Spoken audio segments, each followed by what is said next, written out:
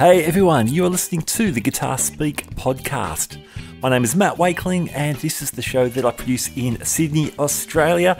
Every week we have deep dive interviews with leading guitarists and guitar figures, and midweek we drop our iconic albums series, and that's what you are tuned into today.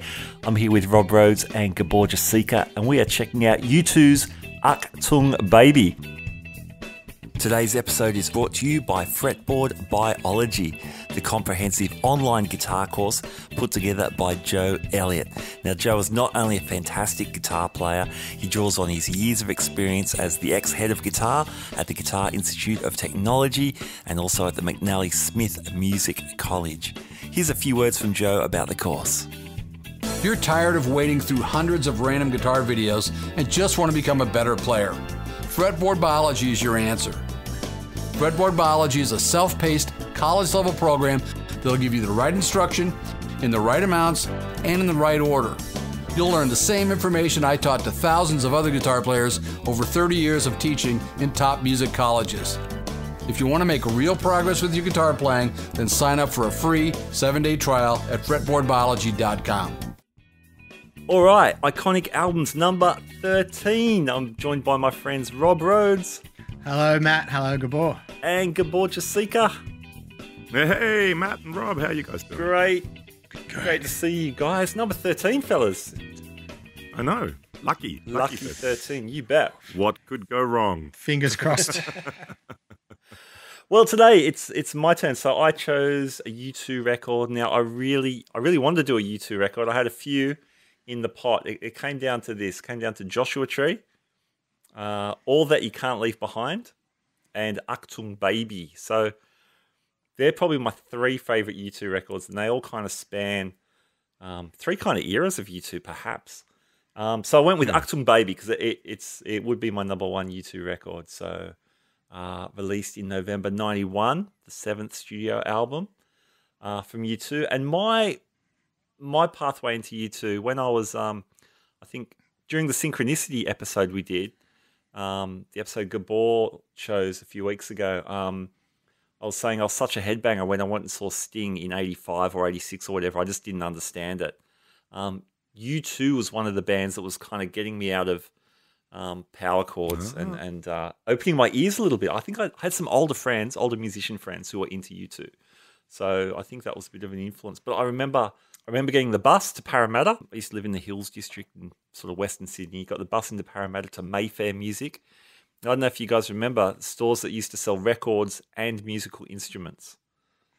Yeah. So I do, yes. Brashes. Oh, of course. Yeah, I was going to say. Yeah. Rob, product placement. Used to work there. So, yeah. yeah, well, this is like this, but about 1/10 the size of Brashes. They had, I still remember the instruments. They used to sell lots of Onyx guitars. They had a thin line Onyx acoustic. I thought was cool. They would sell Gorilla amplifiers with the tube stack button. I really wanted one of those, but I never got one. And they had one. It was a secondhand The Strat. Oh, Do you remember those? Yeah. Kind of like a cool. I think it wasn't the Elite series, but it was around that time. I think it was sort of Dan Smith era Fender. Anyway, I digress. But I with my own money, caught the bus in, and I bought Under a Blood Red Sky on cassette, which was an EP, and it was the Live at Red Rocks album. So it had New Year's Day and Sunday, Bloody Sunday, all live versions of that. Unreal. So I think that was recorded in '83. Anyway, man, I just wore that out. I loved it. I didn't know who The Edge was. I knew, like, the singer was saying, "This is The Edge." And I'm thinking, is he singing about the edge of the stage? Or is it some heavy metaphor or something? Eventually found out it was a guitar player. So that was formative U2 for me. So I would set up a little Casio keyboard with half-size keys. Once I finally saw a video and I realized The Edge was playing piano, then guitar in New Year's Day. So I'll do the dung, dung, dung, dung, dung, dung. I'll do the piano solo, and then I'll do the guitar solo.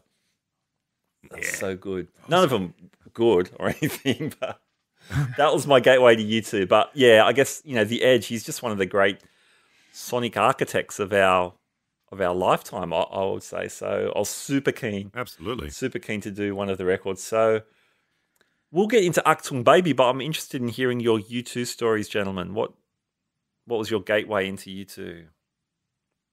Gabor, did they have U2 in Austria? Yes, they even had a subway line called the U2 in Austria as well. In Vienna, anyway, that's a different thing. But yeah, actually, I got into U2 through that album, Achtung Baby. That was the album. I mean, I was aware of U2 before on MTV. I mean, where the Streets of the Name clip, where they're on the roof of the house, and what's the other one? I mean, a lot of the songs of the previous albums, they played them to death on, or not to death, but they played them a lot on MTV in Europe. But I remember the Even Better Than a Real Thing film clip, where they keep spinning around and around and around and around. I love that song, and I really like the film clip and the vinyl outfit that Bono was wearing. And so yeah, this album got me into U2, and then through that album, I discovered a lot of the previous stuff, and yeah. So and I mean, like you're saying, The Edge. I reckon one of the very few people instantly recognizable. As soon as you hear the guitar, you go, "That's The Edge." He's just got such a style and such a unique hit. It's just him, and you just know it's him. Even if he plays stuff that doesn't sound like the other stuff he plays, but you just know it's him instantly. He's just one of those few people that has that gift. I think that you just know he has such a unique voice. That is. Yeah, good call. Definitely. Yeah. How about you, Rob? It's weird because this album was 1991, so I think I was in year 10. And again, another one of those bands you couldn't escape. Radio, TV, They were everywhere. I think when I started learning guitar, that Sunday Bloody Sunday riff was one of those things that we learnt and played over and over again. And then like Rattle and Hum was huge, and the B.B. King thing, the extended Rattle and Hum, the movie, and that was just everywhere. But I wouldn't say that I was a U2 fan. And then sometime around 2000, I think I sort of traced back. That's when I got into this album. I think maybe it was $10 at a record shop in Liverpool. We used to go to Groovy Tunes in Liverpool, catch the train. Opposite Anthony's Music? Yeah.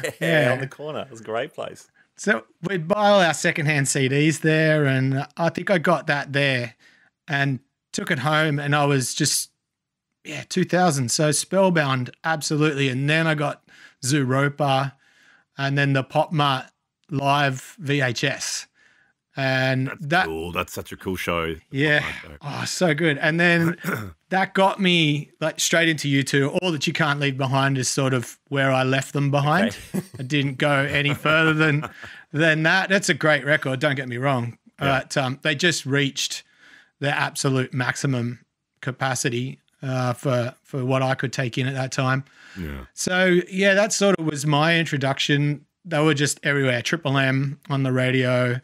And you just couldn't escape them. But I think this record, once I discovered it, it was just very different because they were very lo-fi, almost indie rock, maybe alternative punk-ish kind of thing early on. Yeah, they had the big pop hits, but this sort of took them into new territory. Very industrial, edgy. Pun intended, because this is described very much as the Edge's record. So that's sort of my history and affiliation with U2. Yeah, cool.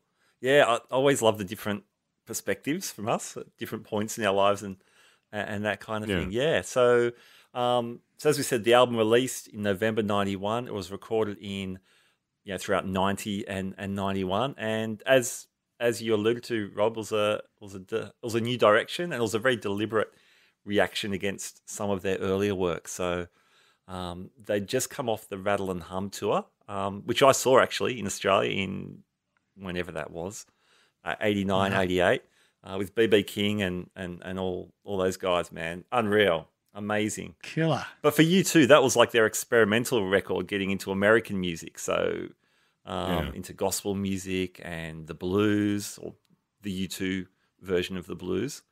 I love in I can't remember what song it is, but Bono says, "Okay, Edge, play the blues," and he just does some crazy Edge thing. It's the best.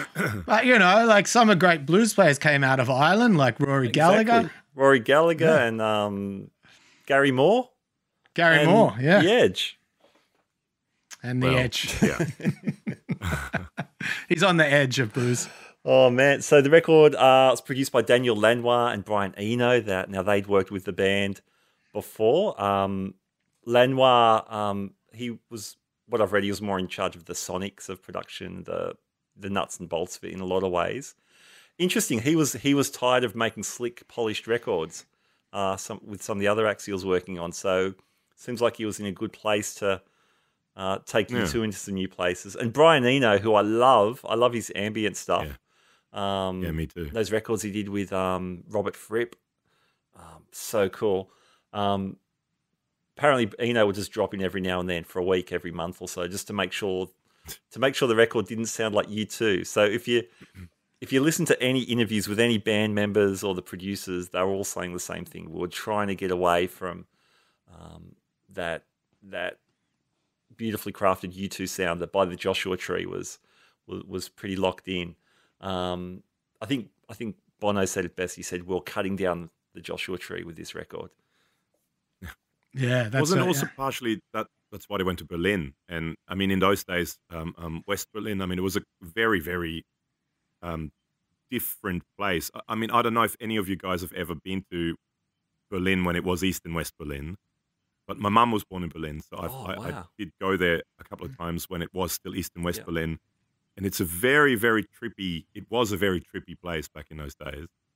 And I think, wasn't that one of the reasons why they went there as well, just to be somewhere very removed from the world almost? Yeah. And it was very, very freshly opened up, the entire city. Yeah. That's a trip that your mum was born there.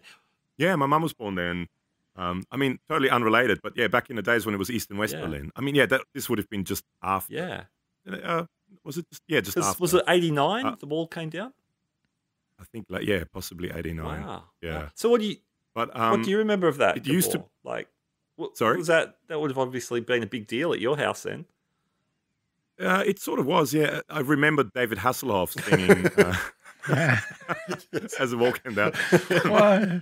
No, but I mean, the trippy thing back in the days was when we used to go from Austria to, I mean, this is totally not related to this album, but when you used to drive into West Berlin, they literally, you go to the border, the East German border from Germany to East Germany, and you go through and there's a road, a highway or freeway or whatever, no exit, just goes directly to Berlin. And quite often my dad would say, well, I reckon if you look at that car behind us, they're following us. And we once, I think I had to pee or something, and we stopped and I was little, I was like, I don't know, 6, 7 years old. And 26, 27. No, I was like, 5 years old, 6 years old. And I got out and at the side of the road, because there's no rest stops, no stop. Yeah. And we stopped and I peed, and the car stopped and asked, what are we doing? Wow. It's just, that's the way it was. And people don't quite realize it wasn't that long ago. It was like that. So going to Berlin, it was a very weird place. And I think it wasn't that long after the fall of the wall. It would have still been quite a weird place. Yeah, right. Wow. That's full on. When I was really little, we had friends that had fled East Germany. A couple, and then emigrated to Australia. And man, full on. Anyway, my whole family came from Germany too. Sorry. My whole family came from Germany in the 50s. No way. Yeah. So both sides, mum and dad. Wow. Yeah. Well, probably the 40s. Okay. Yeah. Man. 40s for my mum's side and 50s for my dad's side. But part of that post-war move out of Europe. Yeah, absolutely. This is turning to a post-war political podcast. Oh, all right. Where were we? So the band did some early sessions in Berlin. It seemed like everyone was really keen to reinvent U2, but they weren't really sure how to do it, and things got a bit strained. So The Edge had been listening to a lot of industrial music and dance music, and working on some live theatre scores and stuff that really stuff outside of his U2 wheelhouse. So they were struggling, and there was even talk about, did they want to keep being a band after all these years on the road, and then this reinvention not really working. But it seems like the breakthrough song was One, when they started jamming, and the song One started fleshing out. So that gave the guys some confidence that they were heading in some sort of direction. And the rest of the album was recorded in Ireland, in a couple of other studios. And the rest, as they say, is history. Went on to win 5 Grammys. There were, 2 Grammys, one for the band, one for the production team of Eno and Lanois. There were 5 singles from the record, which is, I guess, compared to No Doubt a couple of weeks ago, that's amateur status, but 5 singles on one record is massive. So, and they all did really well. Yes, That's yeah. well, Killer singles. So songs, what are some standouts? Gabor, what for your first U2 record? Well, for me, like I said, Even Better Than a Real Thing probably got me into U2, and later on, so probably that song and The Edge and Tom Morello got me into wanting a whammy pedal. Yeah. And I think The Edge generally is the guy who got me into effect, because I think this was sort of one of the first albums that was really quite effects heavy as well. I mean, he's done the delays and stuff before. Yep. But I think this album, there was a lot of effects on it, and then going into Zooropa as well, which I always kind of put them almost as one, the 2 albums. They kind of, to me, they kind of coexist a lot, like Achtung Baby and Zooropa. Yeah. But I really got into that. I love the slide guitar solo in that as well. It's a killer solo. And for ages I didn't know what the guitar was he was playing, which was the Rickenbacker, and I love the shape. That's the thing I just remember of that album is cool. The weird vinyl outfits and him constantly spinning around, and the cool whammy intro and the slide solo and the guitar. That's sort of what I remember. Yeah. Okay, other standout track, Zoo Station. I love the that industrial drum sound at the start, and the cool guitar riff with the kind of room reverb, and but again, it starts off so not U2 sounding, but then as soon as the verse comes in and the Edge starts playing those arpeggiated chords, it's just so unmistakingly Edge. Yeah. Just, One is actually a song I always, if you really listen to it, it's such an effects-heavy song, but it doesn't sound like it. But I think it's probably the most effects-heavy song on the album. It's subtle, but yeah, there's stuff going on. It's super subtle, and it works because, I mean, he makes it sound like an organ in bits, the guitar with like a Leslie and that sort of lo-fi parts. If you really listen to what he plays, I think it's quite a, from an effects point of view, quite a like interesting song, because it's a ballad and it works so well with the song. And I think that, again, to me, is sort of what The Edge is all about. It's using effects, lots of effects, but not, they meld into the song. It becomes a song, and it doesn't stick out. But yeah, if you listen to that song, really listen to all the different guitar parts and all the very, very different sounds that he has on that song. What's another one? The Fly. I mean, there's so many good songs on it. That's the problem. You can say just about every song. The Fly. I love that riff. I love the solo again in it. Mysterious Ways.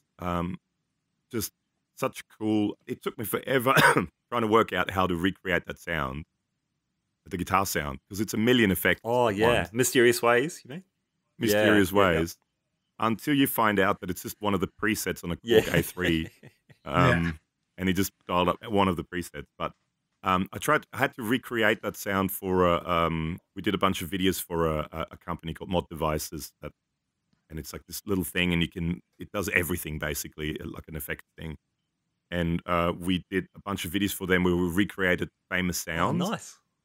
And trying to recreate that was really hard, and it's a lot of effects to get that going. Anyway, but I always loved that song. It was one of my favorite U2 songs as well for a long, long time. And I really like the bass line in it, actually, too. That's not something you say very often in U2, but I do really like that bass line. Man, if it wasn't for Adam Clayton, you'd never know what the chords were in a U2 song. No. Oh, the rhythm section, they really hold it all together. Trying to Throw Your Arms Around the World. It's a sort of kind of chilled song. I don't know, always kind of like that one. Love Is Blindness. That's a cool track too. Probably the most un-U2 sounding song on the album, but like it's the least U2 Okay, yep. stereotypical song. Yeah, I can hear that. But the production's really cool. The feedback sort of guitar is cool. Then that bit where you think he's going to go into this kind of bluesy solo, but he just plays 2 notes and then there's nothing. It's just cool. It's like, I like that sort of how it kind of works. And that kind of, he does a cool sort of tremolo pick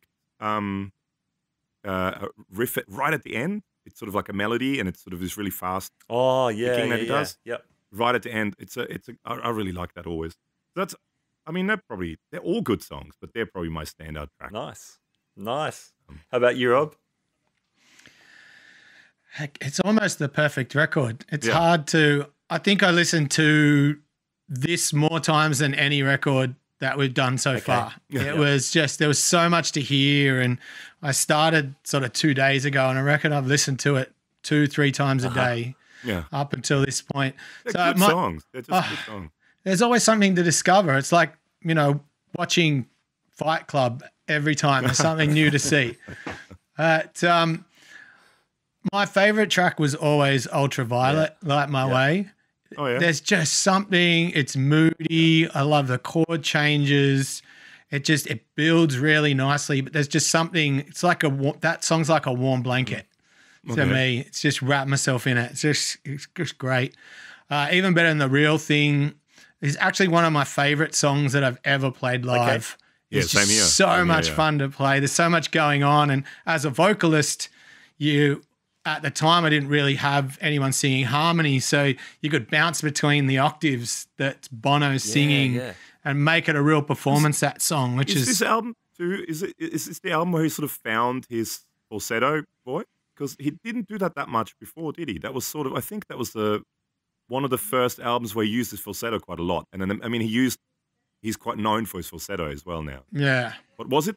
I'm not sure. Did he do much of that I'm trying to remember. I reckon you could be onto something here, Gabor. I think you are. I think maybe that's another thing he tried to, because I mean, he's a great singer with a humongous range. But I think maybe for this whole trying to do something that doesn't sound like U2, I think maybe he found the falsetto-ness in there. Yeah. Oh, that falsetto voice in it. And it's a great voice, his falsetto voice. Yeah. And the vocal octaves, that's a cool part of the record and a bunch of songs. And it's a real rock and roll thing to do, like Pink does it too. She goes from a verse to the chorus an octave apart. Just having that range is amazing. Until the End of the World, that riff is just so fat. Yeah. And the delay, it's just pure edge on that one. And I remember that on the Pop Mart live concert. The edge is just smashes it. The Fly, same as you, totally dig that solo. It's just it's a masterpiece. Like the way that it just builds and the intensity and the band goes along with it. It's just really well put together. And finally, I think Acrobat, again, the intensity of the guitar parts and the solo and how the whole song just builds as one to the end. It's so wonderfully crafted. And it goes without saying, it's just pure like syrupy pop ballad, but it's dark as well. There's a Achtung Baby making of video and it's on YouTube. I watched it a couple of years ago, but I refreshed last night a little bit of it. And so one came together they were writing Mysterious Ways and Edge was messing around. They had one idea for a bridge, it didn't work. Then they tried another idea for the bridge, which was actually the chord progressions to one. Okay. So they pulled it out of that, and then they're jamming on it for a while, and they really didn't think much of it. And then there's a video of Daniel Lanois and Brian Eno in the studio without U2. They chopped the tape up to make the song, and they're playing all the parts. And they said, so they're playing what they thought the keyboard should do and what the guitar should do. And you two are sitting around the room going, okay, I know you're not sold on this song, but this gives you a sonic kind of idea of what we're thinking with what you came up with. And it's amazing to see them all sitting there, and there's Lanoir on guitar and Eno's just going dit, dit, dit on like a little synthesizer, and it sounds amazing. And you just see them start to build the song. They're talking in the control room and all those. It's a really great behind the scenes, because they came out of that rattle and hum Joshua Tree era, became the biggest but most hated band in the world. Yeah. You know, and that was really the key to them wanting to blow it all up and do what they did on this record, because they sort of got swept up in their own, you know, hugeness and ego, and they didn't really like it. They didn't like what they'd become. Yeah. And they wanted to just re-embrace that alternative kind of indie sound that they had before. And then they became probably even huger than they were before. Exactly. Yeah. Exactly. Man, that whole 90s chapter, it's a totally different street. Like you guys have mentioned Pop Mart, those albums, Zeropa that followed, and they followed like Achtung Baby. It was a big chunk of things that was kicking off with this record for sure. Yeah, cool. All right. We might take a short break. We'll get back with some more songs and 32 racks of Edge's front of house guitar rig. Yeah. This episode is brought to you by Fretboard Biology, the comprehensive online guitar course put together by Joe Elliott, ex-head of guitar at the Guitar Institute of Technology and the McNally Smith College of Music. I was one of the beta testers for the course and can say as a music educator, I was really impressed by the logical sequence of learning. The course has also been endorsed by players such as Brett Garsed and Greg Koch. For more details, check out the links in our show notes. All right, welcome back to Iconic Albums number 13. We're talking about Achtung Baby, U2's 7th studio album, a real shift for the band, a real journey into thicker and darker textures in the writing and production. So, favorite songs. All right, I'll give you mine. I'm going to pretty much echo just everything you guys just said, except I don't really like Mysterious Ways that much. Oh. It's not one of my favorites, but it's still a good listen in the context of the album. But yeah, I'm kind of with you there. I'll skip that track. You guys are wrong.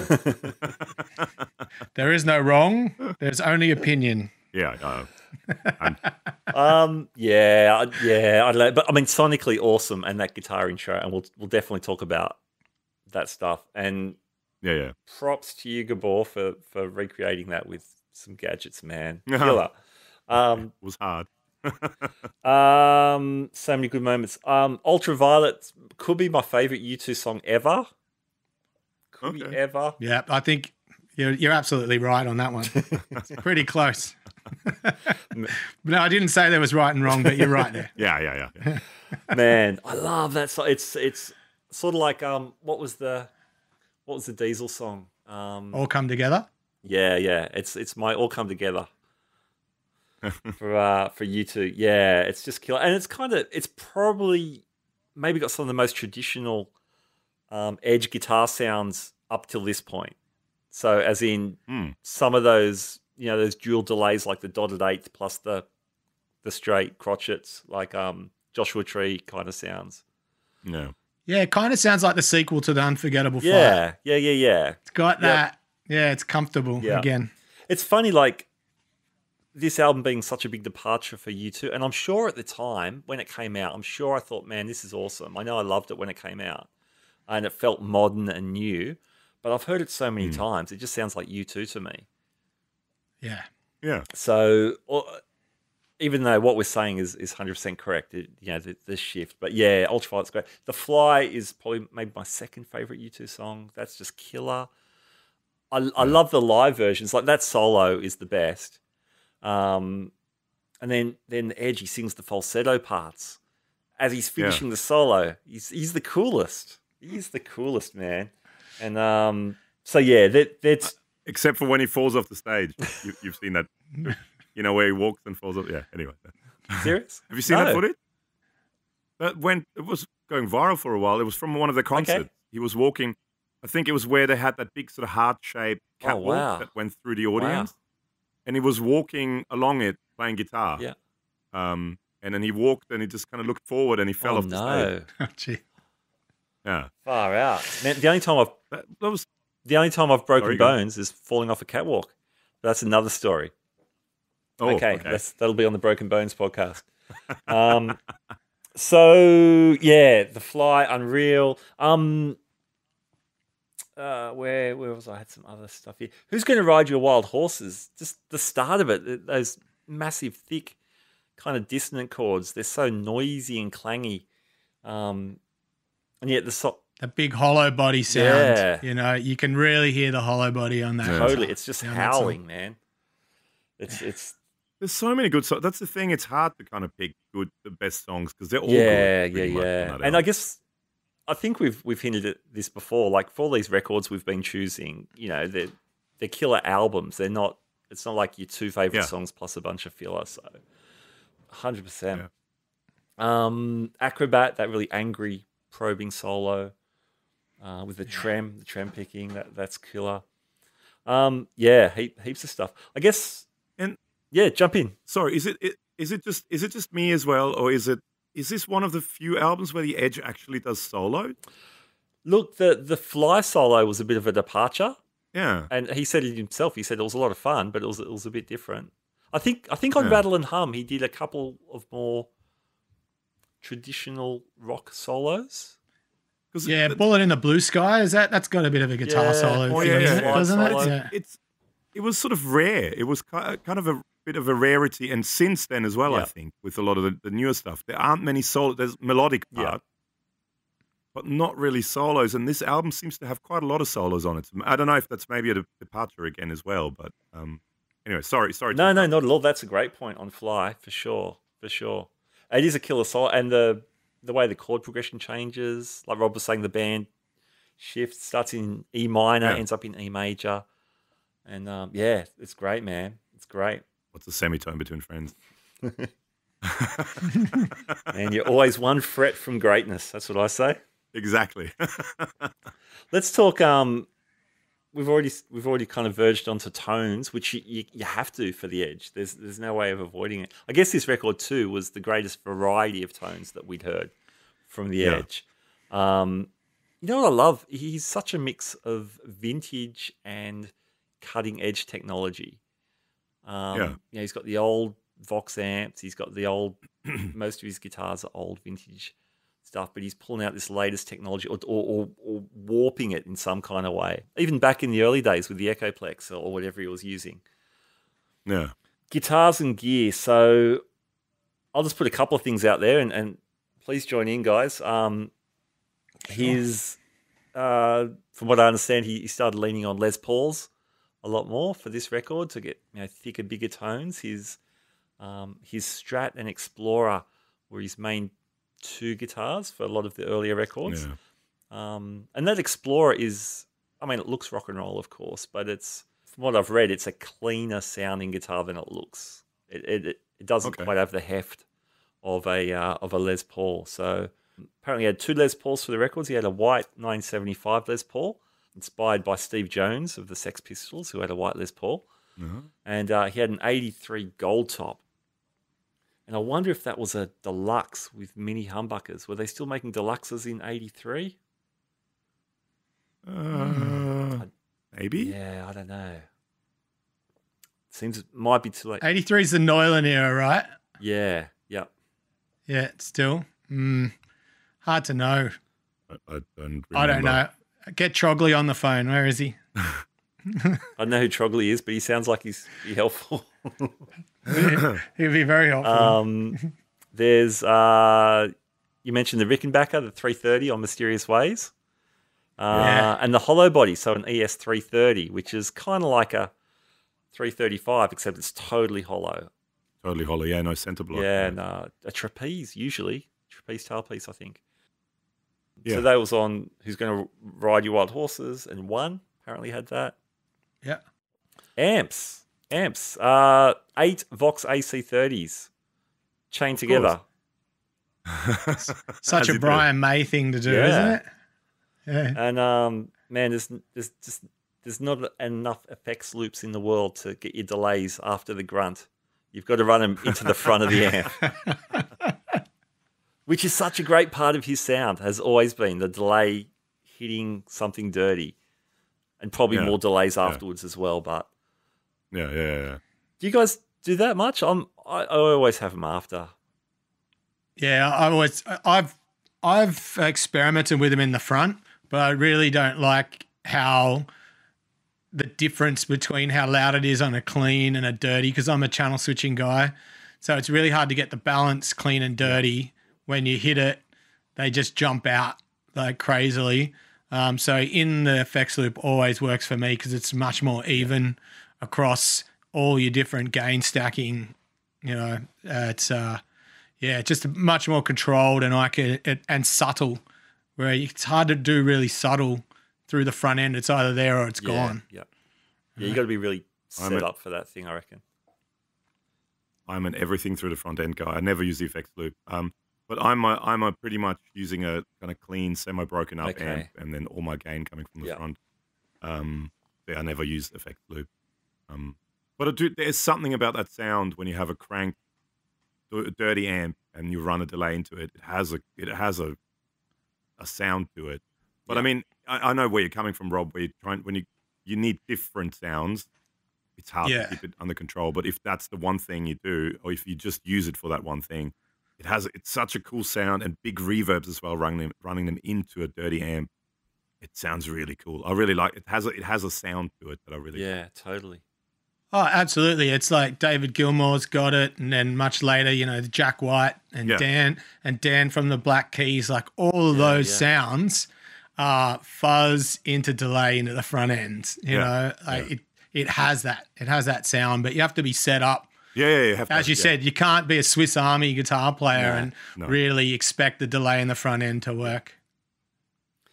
There was, I guess, the man of the match for this album were the Korg A3s, the two rack mounts units he had. I don't know heaps about these. I remember Korg, like every man and his dog had a Korg foot pedal in the 90s that I knew, an A5 or an A7 or something that followed. But was it the A3 or the A2? He had the A3s. He had two A3s. Okay. Yeah. Do you guys know much about those? I mean, other than I only know it's a multi-effects. It's got an interesting memory card in the front that and you can expand. You need to get that particular Mysterious Way sound, for example. You need a certain expander card to put in the front that has a certain presets on it or something like that. Yeah. No, I don't know. I've been wanting to get one for ages, but they're hard to find, especially at 240 volt. Oh, really? 110, but then you need the step down converter and all that sort of stuff. Yeah. Because what's his face? I've been trying to think of his name. That's his main effect unit as well. Country guy, English country guy, with the signature Music Man. Albert Lee. Yeah. So that's his main effect unit as well, the Korg A3. Nice. Because I remember seeing an interview with him, and he was saying, because he's not internet savvy, his wife bought, 30 of them online because they keep breaking. So he bought all the second-hand He's got all of them. He's got all of them. Between him and the Edge. The Edge has got two. He keeps buying them because he uses the delay and reverb and chorus and something like that. That's Albert Lee's sound. Yeah. Wow. Man, I hear people talking up the distortions in those units as being part of that tone as well. And for early 90s rack gear, that's a big call. Yeah. I need to get one now. I have to. Just after this. This is it. Yeah. I'm getting one. Okay. Man, we will follow that closely. Oh, yeah. On the Zoo TV tour, which was basically you two trying to replicate these new sounds. I don't know if you guys have seen any pictures of his pedal board. He's got this giant Bradshaw rig. Yeah. He's got sort of like two refrigerator-sized racks. You can see the A3s in there. The pictures I've seen are pretty blurry, but kind of standard stuff. There's all the Bradshaw switching stuff. There's the pedals in the drawers. Some of the pedals I saw, there's Big Muff, a couple of Boss overdrives, a Super overdrive and a Turbo overdrive, a Boss CS3, I think I've read somewhere that the CS3 was all over the record. I mean, Okay. it's hard to hear that. But there's that there, the compression. And in the rack, the Boss FET preamp. Yeah, it's a big one. The for green him. thing, yeah. That's a cool. That's actually quite a cool unit. That's with a belt pack. Yes. Yeah. Absolutely. That's cool. He should really attach it to his belt. If I don't think it'd survive falling off stage. Actually, they're pretty well made, those things. Yeah. Like I a tank. wonder why Boss. I mean, Boss are not into reissuing stuff. If they No. they reissue, they do something more to the technology. Yeah. It's Yeah. I've been told Well, it's- JHS does They a did version a of that. yeah. Yeah. Ah, okay. Yep. Yeah. Yep. There you go. Yeah, I'd be surprised if no one had done that. If you want copies of stuff, JHS are the guys to Yeah. do it. Right. They're the kings of making copies of everything. And you got his delay unit there, Matt? What he was using for his delays? TC, I think it was. Yeah, TC Electronics 2290. 2290. okay, yeah, Two yeah, of them yeah. as well. Yeah, and he liked that because you can control like the in and the out, like times and gain structures. His rig rundown is With like Alice Shoe. amazing. The Yeah, more recent one, yeah. yeah, and not much has changed. You know, he says that he embraces new technology because he just wants it to work. Yeah. So as much as he loves the old stuff, he, as you said, he likes to move forward with things that are going to be a bit more reliable. Yeah, yeah. And they go right into that. He's got a padded room with the amps in it, all that crazy stuff. Oh, it's insane. But the thing that, sorry, you go. Yeah, no, you go. It was just, I love the story of the 76 Explorer that, you know, he went to New York with his parents and in one of the guitar shops there, he just saw it in the window and immediately got it. And now he owns 11, all from the same era because they have two different necks. Yeah. So there's the pre-April and the post-April apparently. And so he's got 11 of them, all very close serial numbers. Nice. Yeah, quite amazing that he's done that. And on that last tour with that rig rundown, there was 26 songs in the set and he had 23 different guitars. Well, I love that. It's a lot. So do I. that's what I was going to say because I was going to mention that before when Matt was talking about the guitars because he uses the guitars he used in the studio live for the songs because they have a certain voice and that's what he wants to use and that's why he carries all the gear around as well because he wants the rack unit delay that he used in 1986 for that song on the album. That's what he uses live. And I guess if you have just about unlimited funds like they do, you can have two semi-trailers just for his guitar. That's, man. Because if it's you insane. can, This stuff is how fun would that be? So Yeah. Man. be I high think- pressure though, but yeah. Yeah. Well, didn't Dallas Shoe say, was it in that rig rundown? He says, you know, we roll the dice every night because he's creating all these textures on the fly. No pun. Yeah. But he's doing it live. They've got all these old amps they're trying to keep going. Although surely you could blow a couple of amps and you still got another 10. Well, how many amps did it had like that whole room just amped backstage almost. yeah. And then spares for everything. Lots of spares, yeah. It's insane, yeah. I saw him on Letterman. I can't remember when. Letterman, that's probably going back a few years anyway. But Yeah. they wheeled out this rack of amps. That's for a one-song TV appearance. Yeah. They're all little amps, so like Voxes and deluxe, deluxe reverbs and And the stuff Luxes, like that. yeah. Yeah, but You got to love that dedication to delivering exactly to the fans and to himself, probably. Yeah, It's just like, I can do this. Let's do it. Yeah. Guys like him and Bonamassa that just take the best of the best out on the road, regardless of the cost, because they know people want to see it. It's as much, gear junkies and the spectacle of that part of the show as it is about the songs and, all the effects and pyros and video screens. Yeah. And I mean, this is post Achtung Baby, but he has the holy grail of the line 6 effect. Oh, yeah. Tell us about that, Gabor, because I know the you're a golden fan. rack mount Yep. Distortion Pro, which I Yeah. think they only ever made 5 of them, Yeah, right. and he has 3 of them. And because Albert Lee's got the other 2. maybe Albert Lee has the other 2, yeah.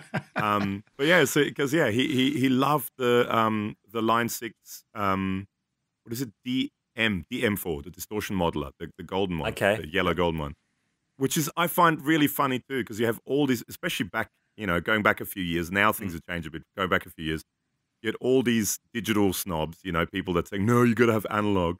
You can't do digital. And there's a guy who literally can have anything he wants. Yeah. And he still, because I remember in that Rick Rundown, he said 80% or something of all his distorted sounds are the Line 6. Oh, really? Wow. So, and the old Line 6 unit comes through again. So just throwing that out there. And they made it all MIDI for him too. So well, that's why he wanted it, because he wanted the pedal, but he wanted it with more storage capabilities than 4. Okay. And he wanted it all MIDI switchable, so he could switch it via. So Line 6 made them especially for him. Wow. And I think it's something like 5 were ever made, and I think he has 2 or 3 of them. And one came up on Reverb like 5-6 years ago, or maybe 3-4 years ago, and went for stupid money. Imagine getting in a bidding war with the Edge. Yeah, maybe he bought it. You never know. Fair one. Oh yeah. What's the shipping to Ireland for this thing? Awesome. All right. I reckon. What about some fun facts, Matt? Oh, you got fun facts. Fun facts. Fun fact. Fun facts. All right. So I'll get the studio onto that jingle. I'm sorry. Yeah. All right, so most people probably know this, but Bono always records his vocals with a Shure SM58 from the control room. Yes. That's amazing. People talk Neumanns and all these ridiculous studio mics, and here's one of the greatest rock vocalists of all time, and he does it with a 58. He talked about creating the persona for The Fly. He took Lou Reed's glasses, Jim Morrison's pants, Elvis's jacket and hair to create it. He called it his rock identikit. Yeah, nice. Which is really cool. And that was part of reinventing U2 and not being so serious about it. Hey? Yeah. Richard Branson asked if he could use Even Better Than the Real Thing for his Virgin Cola, but U2 refused because they were trying to take on Coke, and he wanted to say Even Better Than the Real Thing. And because of the lyrical content of that song, which is kind of what it's about, he wanted to use it, but U2 said no. Imagine if Fabio would have sung Even Better Than the Real Thing in the I Can't Believe It's Not Butter. I know. Now that would be fantastic. Anyway, sorry.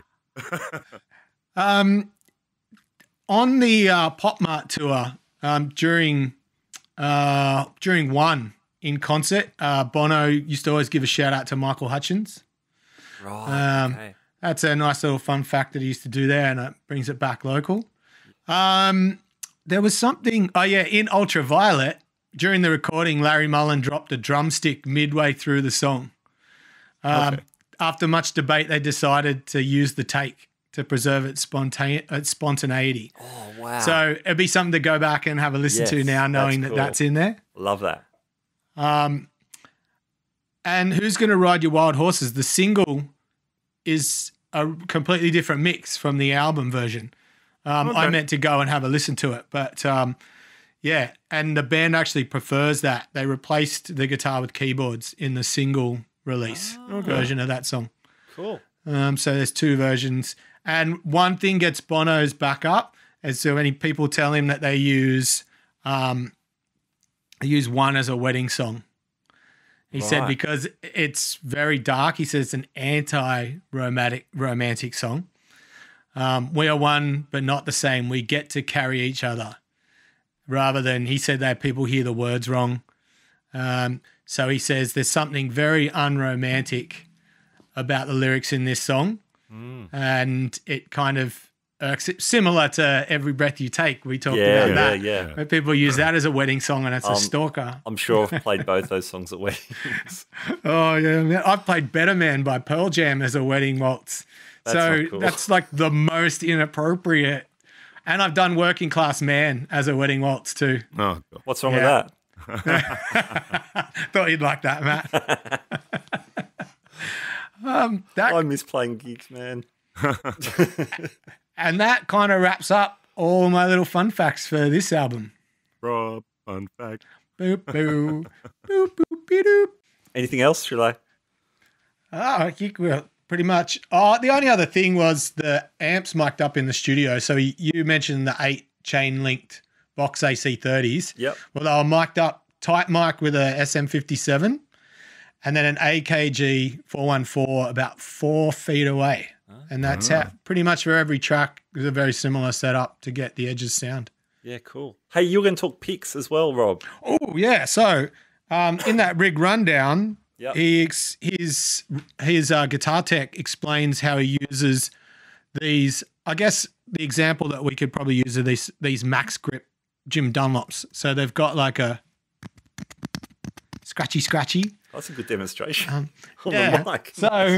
So he actually scratches across the strings with the grip part of the pick. Mm-hmm. And that's how he gets that attack. And when you listen to some of the songs, and I'm sure people will go back and watch that rig rundown where his tech demonstrates, and as soon as he does it, you go, that is, wow. That is a very, very signature sound, and it's the only way you could get it. Yeah, cool. And there's a few players that have that, like Keith Urban attacks in with the side of the pick. Okay. That's how he gets a lot of the aggressive pick technique from him. Yeah. So he like stabs at the string with the edge of the pick.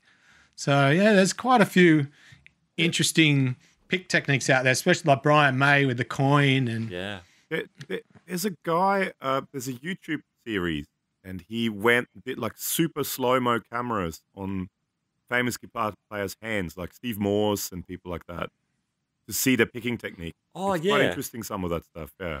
He's got the camera over the pickups as well. Yes, it's a couple of different angles. Yeah. And they're like these sort of super slow motion cameras. Yeah.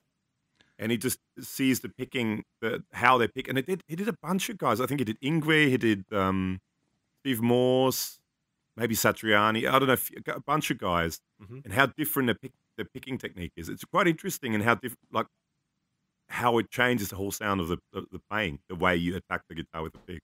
Yeah, wow. Yeah. I have a picking technique that I call the cheese grater, because basically wears my first fingernail away and tears the skin away from my second finger.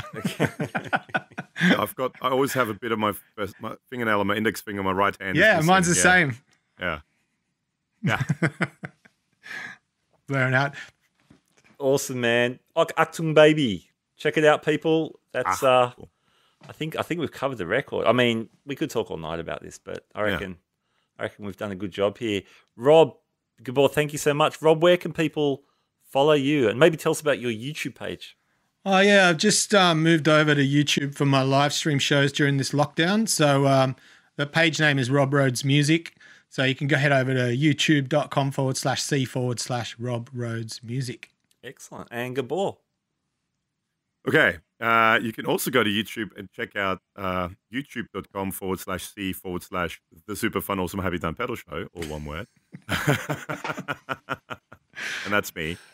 So yeah, just myself, and then also myself and my good friend Alex, who kind of look at pedals and amps and guitars and do lots of giggling and stuff. And all gear and giggling related stuff. Perfect.